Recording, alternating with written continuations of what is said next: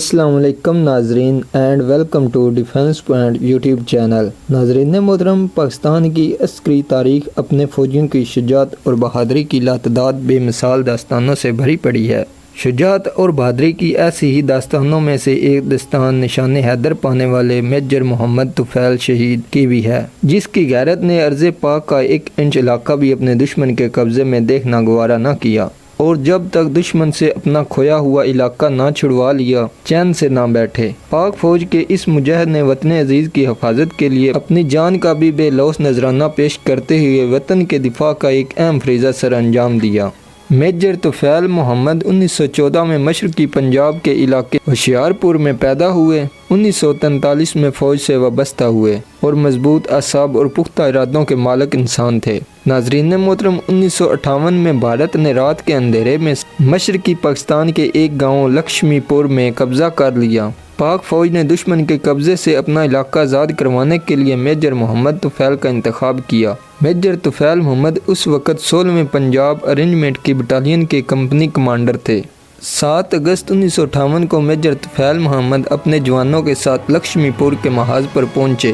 صورتحال کا جائزہ لینے کے بعد انہیں معلوم ہوا کہ دشمن کی بھارت فوج نے ایک اونچے ٹیلے پر قبضہ کر رکھا ہے۔ دشمن کی فوج نے وہاں مورچے بنا رکھے ہیں، مشین گنیں اور مارٹر گنیں نصب کی ہوئی ہیں۔ میجر طفیل محمد نے بھانپ لیا کہ ہماری فوج کی تعداد دشمن کے مقابلے میں کم تھی۔ اس کے علاوہ بلند ٹیلے پر قابض ہونے کے باعث دشمن کی پوزیشن بھی بہتر نظر آ رہی تھی۔ میجر طفیل محمد نے دشمن کے ہزاروں فوجیوں کا مقابلہ کرنے کے لیے اپنے 75 بہترین جوانوں کا انتخاب کیا اور ان کو 3 دستوں میں تقسیم کر دیا۔ انہوں نے اپنے ماتحت محمد اعظم کو اپنا نائب مقرر کیا اور دستے ان کی نگرانی میں دیے، جنہوں نے 2 اطراف سے حملہ کرنا تھا، اور تیسرا دستہ میجر محمد طفیل کی قیادت میں تھا، جس نے لمبا چکر کاٹ کر ٹیلے کے پیچھے سے حملہ کرنا تھا۔ حملے کے لیے صبح 4 بجے کا وقت مقرر ہوا، جس سے پہلے رات کے اندھیرے میں وہ اپنے ہی ساتھیوں سمیت دشمن کی طرف بڑھے۔ 25 جوانوں کے دستے کی کمانڈ سنبھالتے ہوئے میجر طفیل محمد دشمن کے مورچے کے بالکل نزدیک پہنچ گئے۔ دشمن کو جب اندازہ ہوا کہ حملہ ہونے والا ہے تو اس نے اندھا دھند فائرنگ اور مشین گنوں سے گولوں کی بوچھاڑ کر دی۔ پاک فوج کے سپاہیوں کی طرف سے اللہ اکبر کی آواز بلند ہوئی اور مارکے کا آغاز ہو گیا۔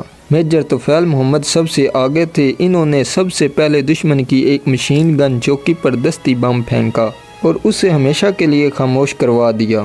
اپنی تباہی کا یہ منظر دیکھ کر دشمن کے ایک فوجی نے دوسری مشین گن سے گولیوں کی بوچھاڑ کر دی۔ میجر طفیل محمد اس کی زد میں آ گئے اور 3 گولیاں ان کے پیٹ میں لگیں۔ اس کے باوجود انہوں نے یہ ہرگز محسوس نہ ہونے دیا کہ وہ شدید زخمی ہو چکے ہیں۔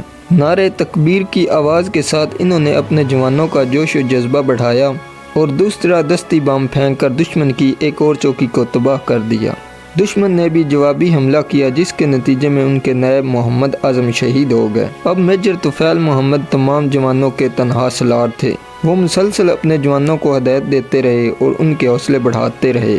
انہوں نے انتہائی بہادری سے فائرنگ جاری رکھی، یہاں تک کہ پاک فوج نے اپنا گاؤں دشمن کے قبضے سے چھڑا لیا۔ بھارتی فوج پسپا ہو کر بھاگ کھڑی ہوئی۔ میجر طفیل محمد زخموں سے چور ہونے کے باوجود اٹھے اور زخمی جوانوں کی دیکھ بھال کرنے لگے۔ زخموں سے بہت سا خون بہہ رہا تھا، مگر اس مجاہد کے حوصلے اب بھی جوان تھے۔ پاک فوج کے اعلیٰ افسران کی آمد پر میجر طفیل محمد اٹھے اور انہیں سلوٹ کیا اور کہا، جناب میں اپنا فرض ادا کر چکا ہوں اور دشمن بھاگ چکا ہے۔